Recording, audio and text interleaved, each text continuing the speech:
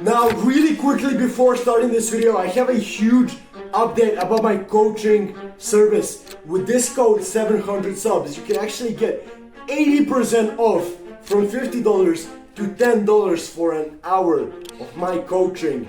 And it's really limited, only 10 people can actually do it. So this is like a 700 subscriber special. And this will never return, like the price will never be this low. So if you want to join it, and if you actually want to get my coaching, make sure you check out the first link down below. I would highly advise you to just go to that website and see what I can offer you, because I truly believe that I can help with a lot of parts of your self-improvement journey. So make sure you go and at least check it out. Now lately, all around the internet, all around YouTube, you can see people actually speaking about sugar. Is it bad? Is it good for you? Now, quite frankly, ever since we were little kids, we consumed sugar, and probably a bigger amount than we should have. But as of last year, I actually have been sugar-free for, like I said, more than a year. And today I thought I would make a video to actually tell you what are some of the benefits that I've seen, and would actually recommend you do it, and actually kind of stop this addiction, let's call it. Now, just a year ago, I actually didn't have that big of a reason to quit sugar. I mean, just before that, I lost like 85 pounds with eating sugar, but I lowered its intake a lot. So I was like, why should I quit sugar? Well, quitting sugar is one of the biggest challenges that you can actually have for yourself, because it kind of is like a drug, and you consumed it since the day you were born. So it's like really hard to do so. And also, in basically every single thing that you eat, there is some tiny bit of sugar. But what are some of the biggest benefits that I actually seen? Just a couple of months into this journey of no sugar, I actually started seeing that my skin was a lot softer. It was a lot more free, a lot more elastic in that way. And obviously it didn't fix any of my acne, as you can see, but just my skin quality got a tiny bit better. Not a tiny bit, I actually got a lot better. And it definitely I seen my skin literally just glow up, and it was such a nice thing to see, because for my whole life I kind of had that scratchy, unmoisturized skin. And now it kind of started feeling really better, and it started feeling a lot more free in my body. And also, one of the biggest things that I seen was of the mind clarity, because right after you eat sugar, generally speaking, you get that sugar crash, your insulin goes up and you just start feeling a little bit sleepy and stuff like that if you take a big portion of it. It just kind of makes you feel really, really bad.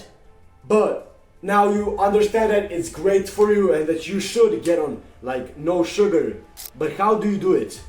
Well, actually, the biggest thing that helped me was that I actually substituted those little snacks and those little meals that are really sweet with 2 meals that are actually sweet. So I have my oats and I also have pancakes. Both of those recipes without sugar, you can watch right here my full day of eating. If you actually want to quit sugar, but also not let go of that desire for sugar and for the sweet tooth, because it will be hard for you to just eat only salty stuff till the rest of your life, and I wouldn't recommend you do that. But also, another thing, just like with everything in life, you can get slower into it. You can do the progressive overload, little by little. You don't have to quit sugar as a whole within a day. You can go slow by slow by slow. And actually, a thing that I read in this book right here, Thinking Fast and Slow by Daniel Kahneman, actually read that consuming a tiny bit of sugar before your work can actually be really beneficial, because your brain just immediately starts thinking a lot better, and when you eat sugar, it immediately gets into your blood, and your brain just starts thinking a lot more creatively. And I think that it can be productive for you, but you shouldn't consume a heavy amount of sugar, because we know that that is going to make us sleepy and unproductive. So the thing that he actually says is the best to do is to actually consume a tiny cube of chocolate and I would recommend that. I tried it before, and I think that it actually works. And by the way, a couple of months when you get deeper into this journey, it will start feeling so much easier. Your taste buds will actually start adapting, and I think that I seen just like a month ago when I tried Nutella for the first time in a year, and basically like I was really like obsessed with Nutella. I ate it every single day before. Right now that I tasted it, it just didn't feel so good. It didn't feel as tasty, and quite frankly, it just felt like too sugary. It felt too sweet, and I didn't really enjoy it. Your taste buds will actually adapt to that like no sugar. It will actually start feeling good for you to eat healthy.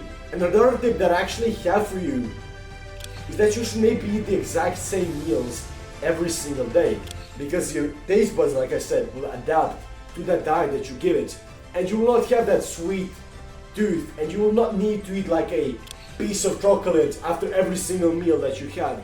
You won't have this need.